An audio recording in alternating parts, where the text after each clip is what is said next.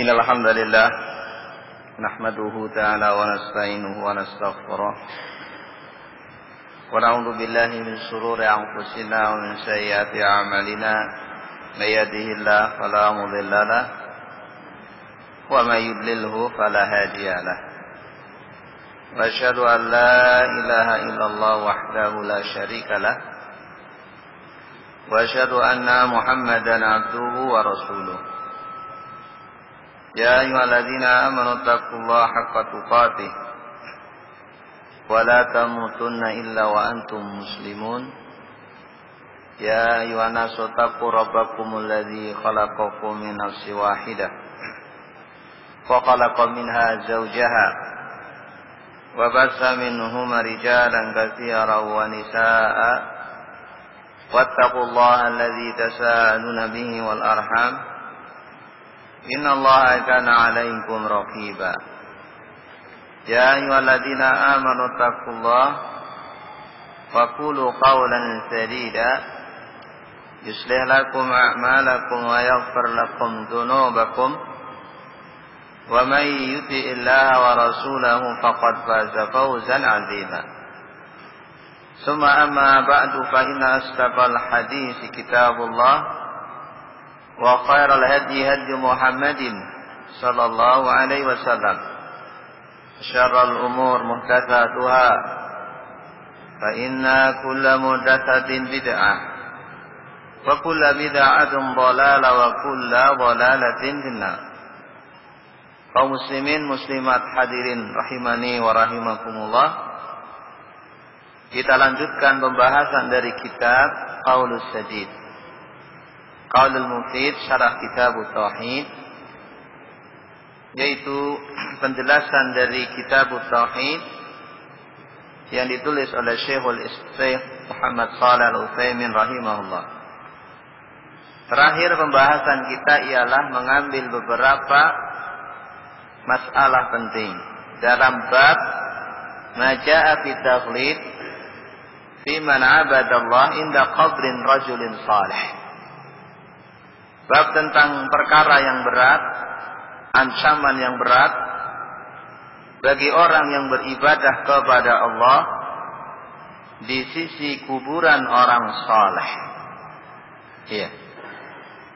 Dan terakhir ialah masalah yang ke-11, yakni ucapan Rasulullah sallallahu alaihi wasallam qabla mautihi, sebelum wafatnya, 5 hari sebelum wafatnya. Itu merupakan bantahan bagi dua kelompok, yang dua kelompok itu asyarru ahlil bidah, dua kelompok yang paling jahat, paling jelek daripada kelompok-kelompok bid'ah yang ada. Semua kelompok bid'ah itu jelek, entah bid'ah kelompok bid'ah zaman dulu atau sekarang, semuanya jelek. Entah itu tablighiyannya, Jama'atut Tabligh, Ikhwanul Musliminnya, semuanya jelek. Kenapa jelek? Karena pemikiran dan harokah yang mereka munculkan keluar dari manhaj para sahabat. Taruh Jama'atut Tabligh yang mereka berdalil kuntum khaira ummatin ukhrijat linnas, kalian sebaik-baik umat yang dilahirkan, dikeluarkan untuk manusia. Sehingga Muhammad Ilyas Al-Kandahlawi dengan mimpinya, sekali lagi dengan mimpinya, dia dalam mimpinya disuruh membuat kelompok yang khuruj berdakwah di jalan Allah. Ini tafsir dengan, bukan dengan ra'yi, tapi dengan mimpi. Maka tafsir mana yang membenarkan tafsir dengan mimpi? Kecuali tarekat sufiyah. Ya, oleh karena itu sekalipun mereka mendakwahkan ke perkara yang kelihatan zahirnya baik, tapi ternyata ada sesuatu yang mereka tidak dakwahkan, tauhidullah. Ketika salah satu di antara orang yang ikut bersama mereka mendakwahkan tauhid, mengingatkan umat dari kesyirikan, mereka marah. Ada dalil bahwa mereka bukan di atas dakwah para nabi dan rasul, tapi dakwah di atas pemikiran Muhammad Ilyas Al-Kandahlawi. Itu jelek. Walaupun ada kebaikannya, tapi kejelekannya jelas membawa kerusakan. Nah, ini kelompok yang ada zaman sekarang. Jangan tertipu. Karena mereka membungkus kejahatan dengan bungkus yang nampak baik. Nah, di antara kelompok bid'ah kata mu'allif yang paling jeleknya itu dua. Apa yang kemarin yang pertama? Kalau antum ingat, Syiah. Syiah Rafidhah. Kalau bicara Syiah bukan berbicara masa lampau. Sekarang muncul dan masih ada. Hadatsana fulan telah bercerita kepada saya salah satu ikhwah bahwa Syiah ada di kota ini. Syiah ada di kota ini. Jadi kalau berbicara Syiah, membicarakan masa dulu, bukan berarti pembicaraan yang kosong. Ada dan terus bergerak mereka. Sebagai pusat Indonesia yang terbesar Bandung. Dan di sana berkembang besar. Bahkan di kota ini, kotanya antum ini ada. Bisa dibuktikan. Telah bercerita kepada saya salah satu jamaah di sini bahwa di kampungnya telah menyebar ajaran Khomeini, Syiah Rafidhah. Iya. Dan sebagian terbawa dai-nya dari kota lain yang biasa mereka mengistilahkan Habib. Wa hadza waqi'. Berarti mempelajari perkara Syiah bukan mempelajari kelemahan akidah kita, tapi membentengi akidah kita karena terjadi saat ini. Maka oleh karena itu saya nasihatkan pada antum, terkhusus para penguasanya, untuk membentengi umat Islam dari akidah yang akan melemahkan mereka. Iya. Yang kedua kata Syekh, kelompok bid'ah yang paling jeleknya adalah Jahmiyah. Antum lihat dalam kitab Wa Amal Jahmiyah. Adapun kelompok yang kedua namanya Jahmiyah. Siapa Jahmiyah? Fahum atba'ul Jahm bin Safwan. Jahmiyah adalah pengikut pengikut Jahm bin Safwan. Namanya Jahm bin Safwan. Iya. Jahm bin Safwan namanya. Maka pengikut Jahm bin Safwan namanya kelompok Jahmiyah. Jadi kelompok bid'ah namanya Jahmiyah. Kenapa dikatakan Jahmiyah? Karena mengikuti pemikiran Jahm bin Safwan. Iya. Kalau ada seorang mengikuti pemikiran Muhammad Sururiyah namanya, yang ada di London.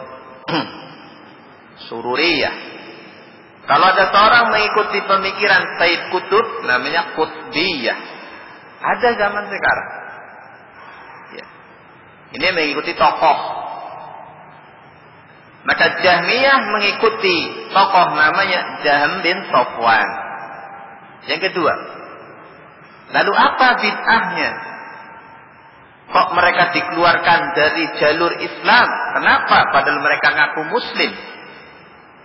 Lalu apa bid'ahnya?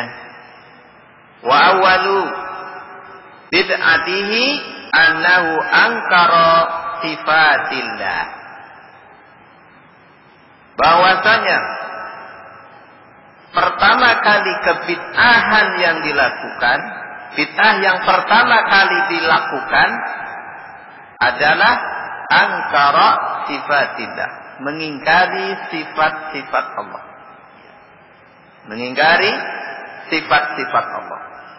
Jadi kalau antum ditanya, apa ciri khas Jahmiyah? Mengingkari sifat-sifat Allah. Ya. Lalu apa yang diingkari? Hadis yang kita baca, yang kita lalu sudah lewat, innallaha ittakhadhani khalilan. Sesungguhnya Allah telah menjadikan aku, Nabi, sebagai khalilnya Allah. Kama ittakhadha Ibrahim khalila. Sebagaimana Allah mengangkat Ibrahim alaihissalam sebagai khalil. Hadis ini ditolak oleh Jahm bin Safwan. Padahal hadisnya sahih. Yang ditolak apanya? Sifat Allah menjadikan khalil. Sifat Allah menjadikan Nabi sebagai khalil. Khalil berarti Nabi dijadikan kekasih oleh Allah. Mereka menolak. Tidak mungkin. Anallaha lam yattakhidh Ibrahim khalila. Tidak mungkin, kata mereka. Allah menjadikan Ibrahim sebagai khalilnya. Tidak mungkin. Mengingkari sifat mahabbah. Ya. Mengingkari sifat mahabbah. Allah itu mencintai hamba. Mereka menolak sifat cinta yang dimiliki oleh Allah. Mereka meyakini kalau Allah memiliki sifat mahabbah berarti sama dengan manusia. Tasbih kata mereka. Kalau begitu saya tidak setuju. Nah, ini. Jadi bid'ah zaman dulu awalnya itu dalam hal keimanan kepada Allah. Kalau bid'ah zaman sekarang dalam hal keimanan, dalam hal ibadah. Sudah bid'ah dalam masalah ibadah, ditambah-tambah keimanannya juga rusak. Kalau dahulu Khawarij ibadahnya serius, tahajudnya, qiraahnya.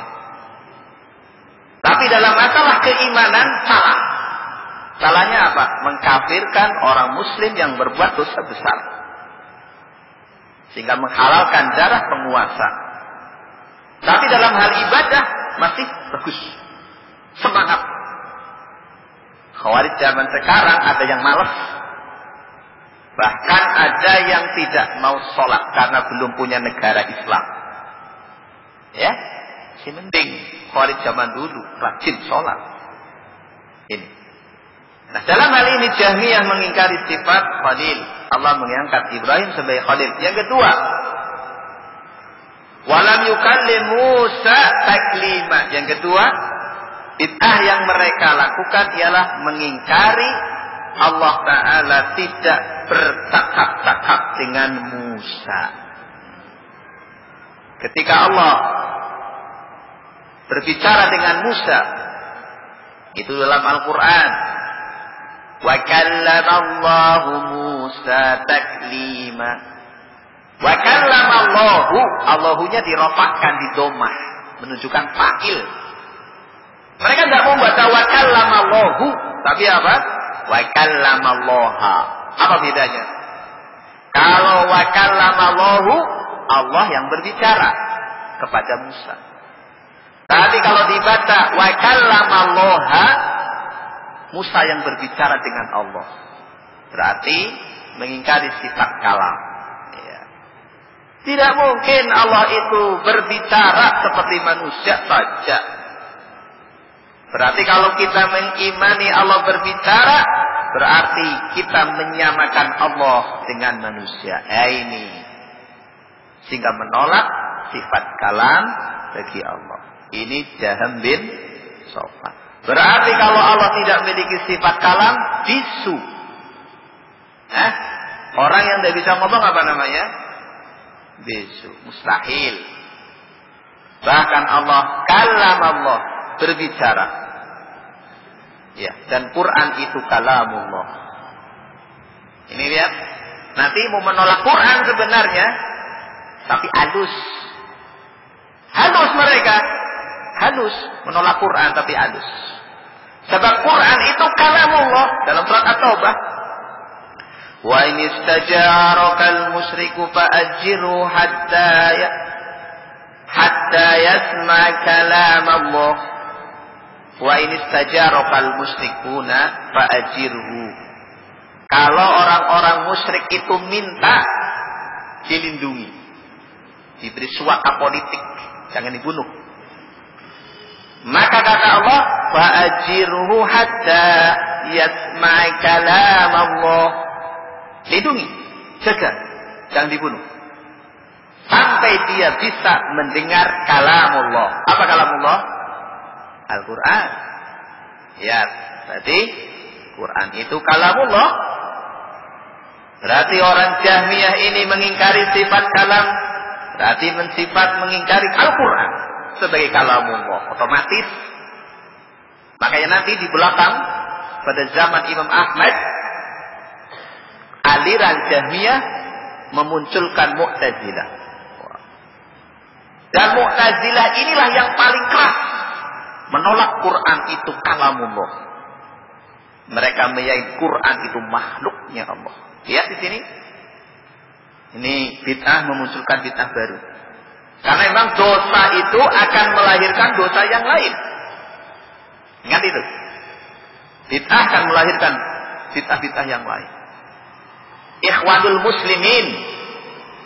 Karena bikin bid'ah, pecah. Ada Hizbut Tahrir. Ada jamaah jihadiyah. Perhatikan. Di kota Mesir namanya Jamaatul Takfir. Kalau di Palestina namanya Hizbut Tahrir. Tapi sama. Pecahan Ikhwanul muslimin. Bid'ah memecahkan umat. Dulu dan sekarang. Ya. Selanjutnya, itu mengingkari dua perkara. Sifat kalam dan sifat apa jadi? Mahabbah. Fa'angkara al-mahabbata wal kalama. Jahmiyah ini awalnya menolak dua sifat. Yaitu mahabbah, cinta yang dimiliki oleh Allah. Dan sifat kalam yang dimiliki oleh Allah. Summa bada'at hadhil bid'atu tantashiru wa tatawassahu. Setelah itu bid'ah ini tantashiru, menyebar.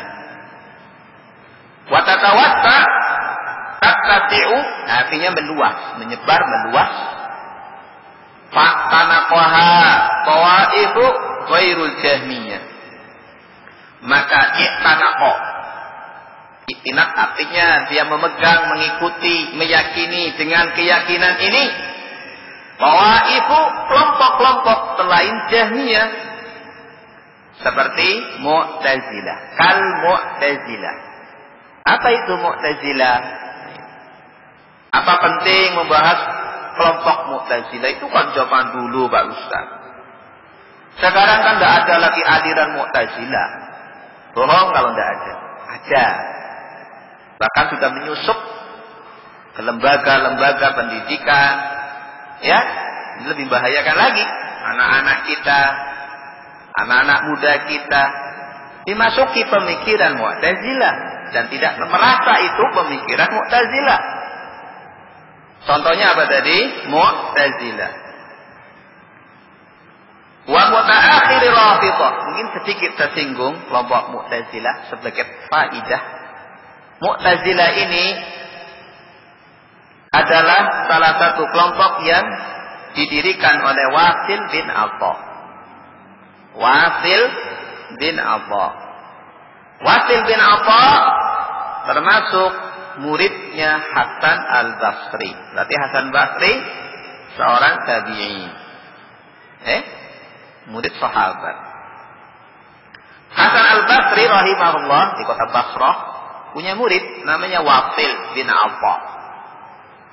Wasil bin Atha ketika dia bertanya kepada gurunya, yaitu Hasan al-Basri, tentang hukum orang muslim yang berbuat dosa besar.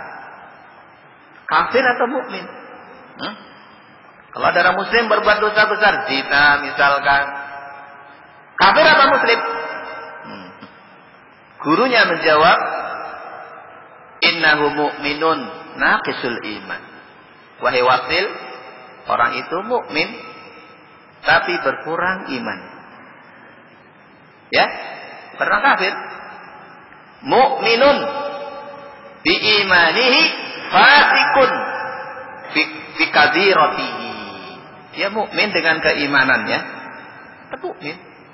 Tetapi dia fasik dengan dosa besarnya. Perhatikan di sini.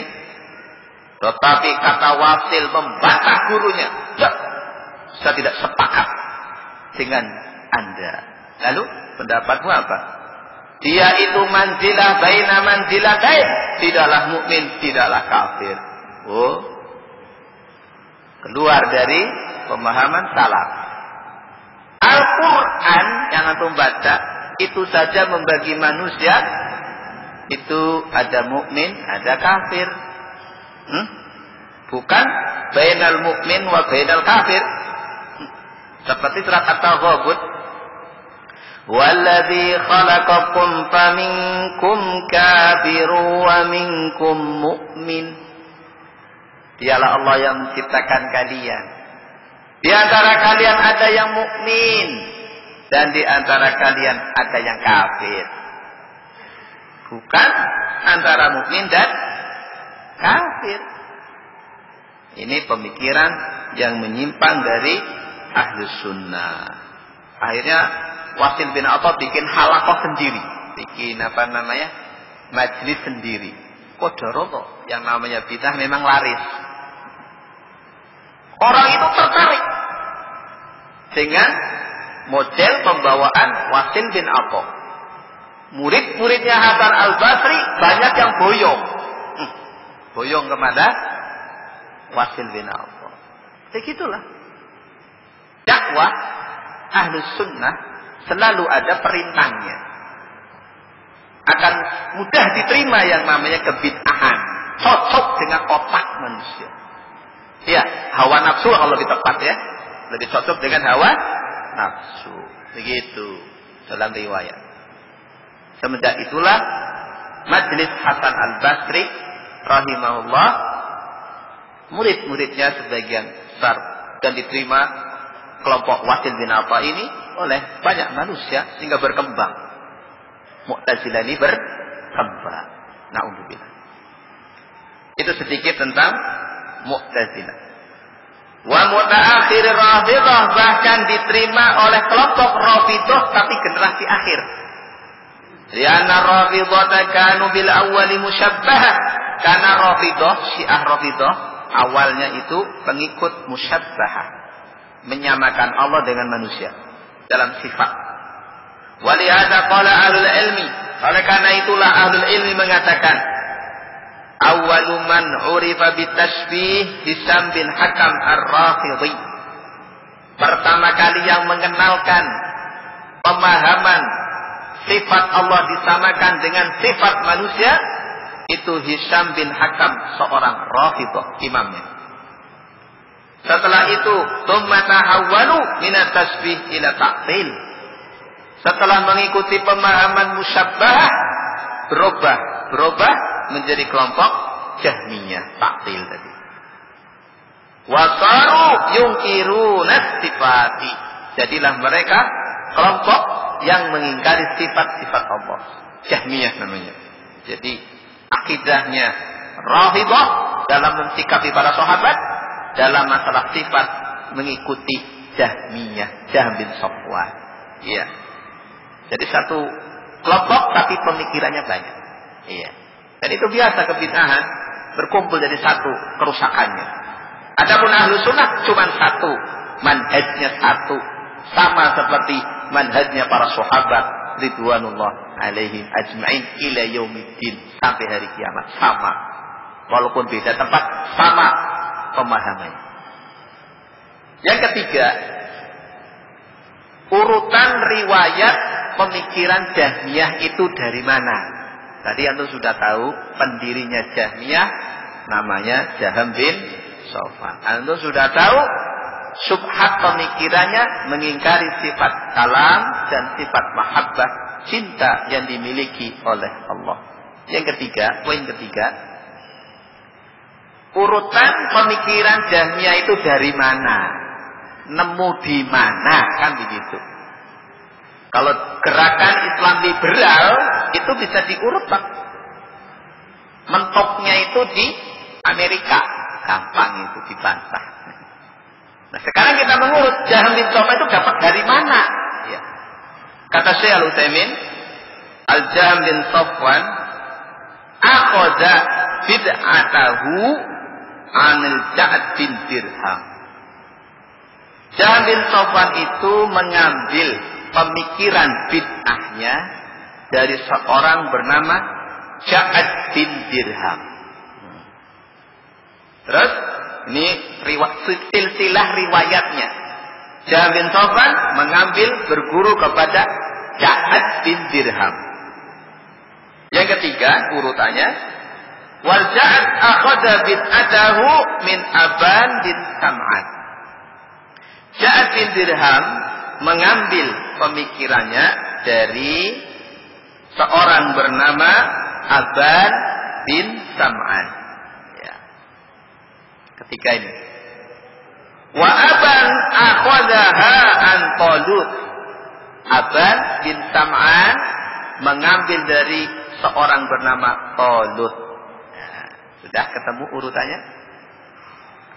Wa Talut, dan Talut ini alladzi akhadaha min Lubaid ibn al-Aqsam. Ya. Talut ini mengambil pemikiran tadi, mengingkari sifat Allah tadi dari seorang bernama Lubaid bin Aqsam, Yahudi. Ya, kembali ke Yahudi ini ya. Yahudi. Saya ulangi. Aban bin Sam'an mengambil pemikiran sifat ini, mengingkari sifat ini dari seorang bernama Lubaid bin Aqsam, Yahudi. Iya. Jadi muridnya orang Yahudi. Ya, ketemu ke sana lagi, Yahudi lagi. Ya, Yahudi lagi. Ya. Siapa Lubaid bin Aqsam? Diurut lagi. Alladzi saharon Nabi.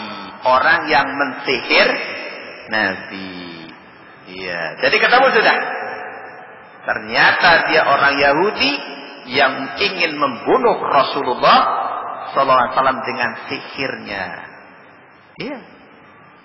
Ketika itu Rasulullah SAW diambil sebagian rambutnya, lalu dimasukkan ke dalam sumur, lalu dibacakan mantra-mantra orang tukang nyihir, dimasukkan ke dalam sumur oleh Lubaid bin Aqsam, terkena sihir.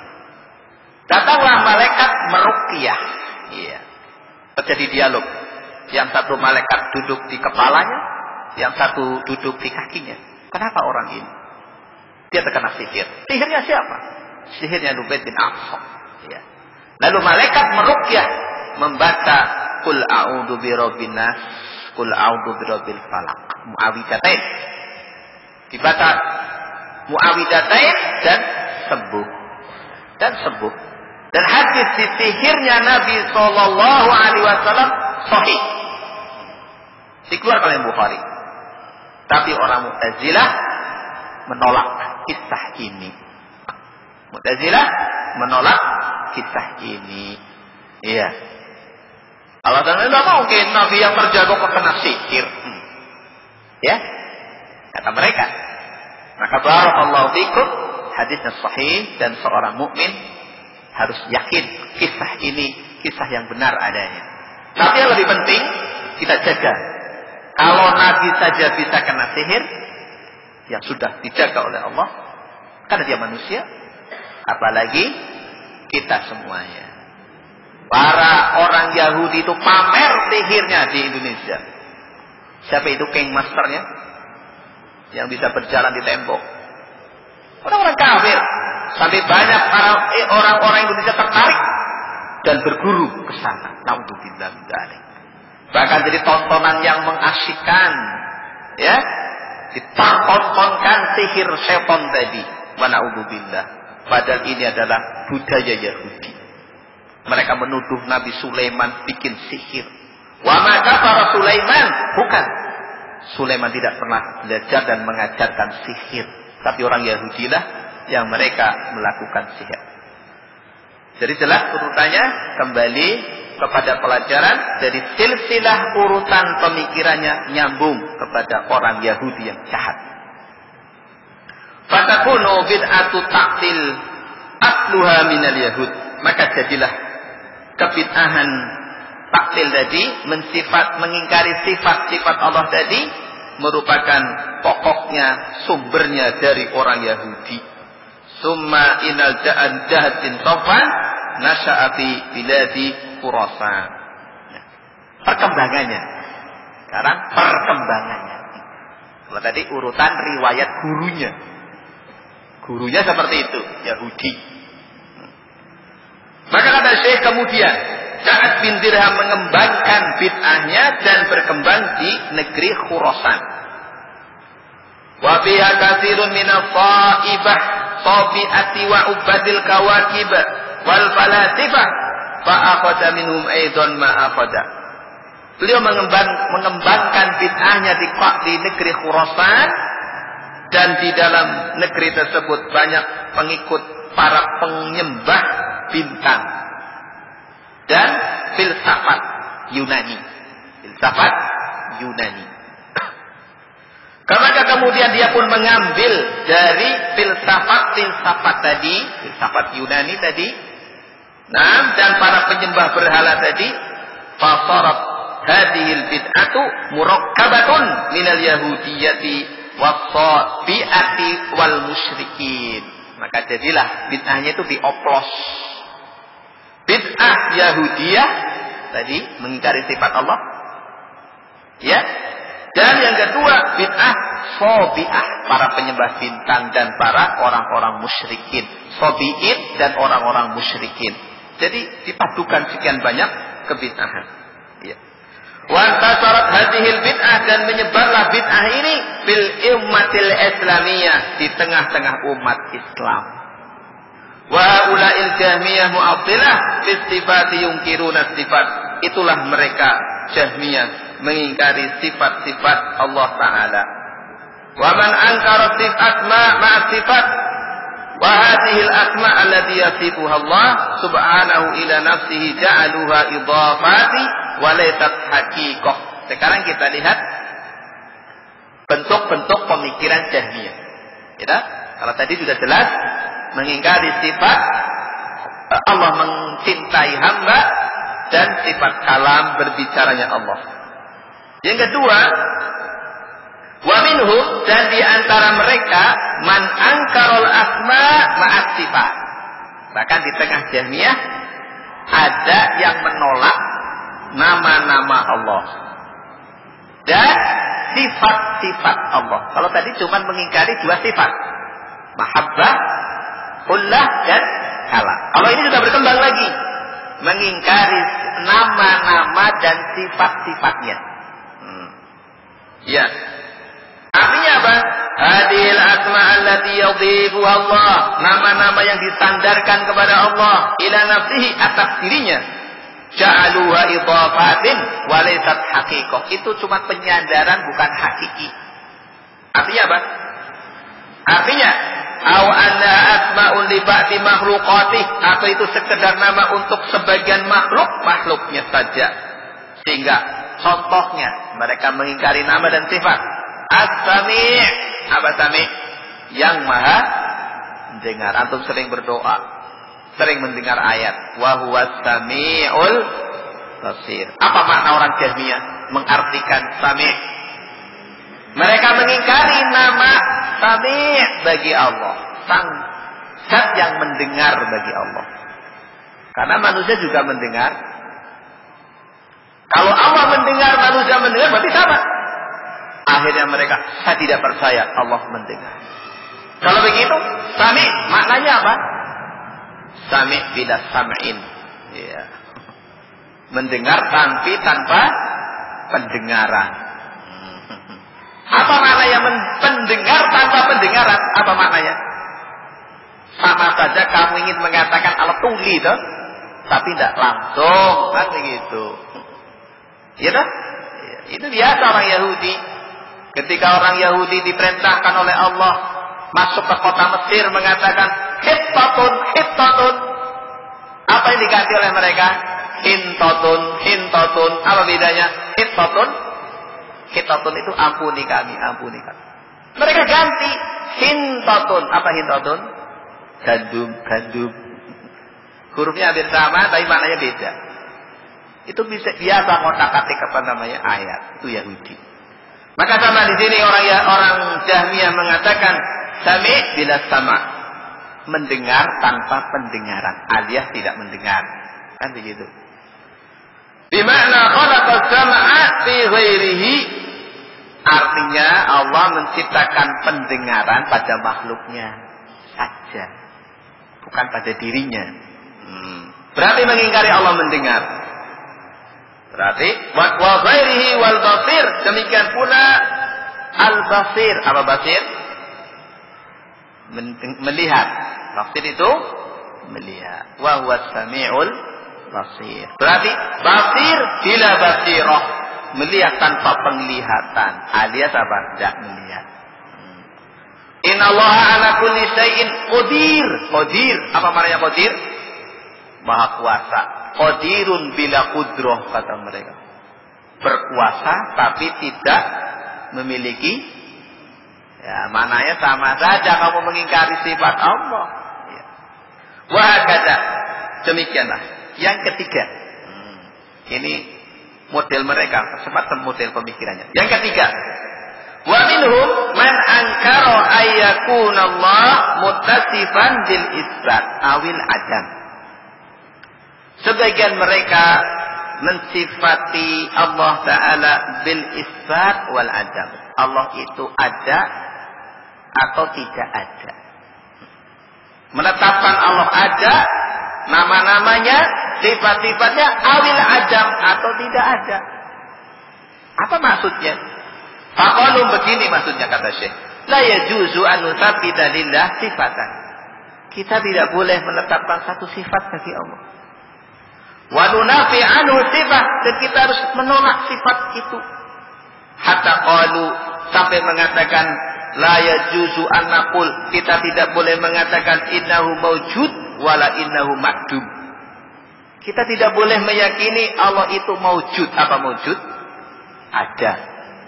Dan tidak boleh mengatakan tidak ada. Bingung apa bingung? Bingung. Ya memang bid'ah itu bikin bingung orang ya. Tidak boleh meyakini Allah ada dan tidak boleh pula mengatakan Allah tidak ada. Ini membingungkan. Kenapa demikian? Li'annana idza qulna bi annahu mawjud syabahna bil mawjudat. Kalau kita meyakini Allah itu ada, berarti kita meyakini Allah sama dengan sesuatu yang ada. Paham? Berarti Anda menyamakan Allah dengan makhluk. Paham ya? Dia lupa ayat wa huwas samiul basir. Allah ada, laisa kamitslihi syai'. Allah tidak sama dengan makhluk, tapi Allah mendengar, melihat. Jadi Allah mendengar dan melihat, tapi tidak sama dengan makhluk. Itulah 3 poin di antara pemikiran-pemikiran mereka, dan kita lanjutkan lain waktu insyaallah. Saya mohon maaf bila ada kesalahan. Wassallallahu ala nabiyina Muhammadin subhanaka wa bihamdika asyhadu an la ilaha illa anta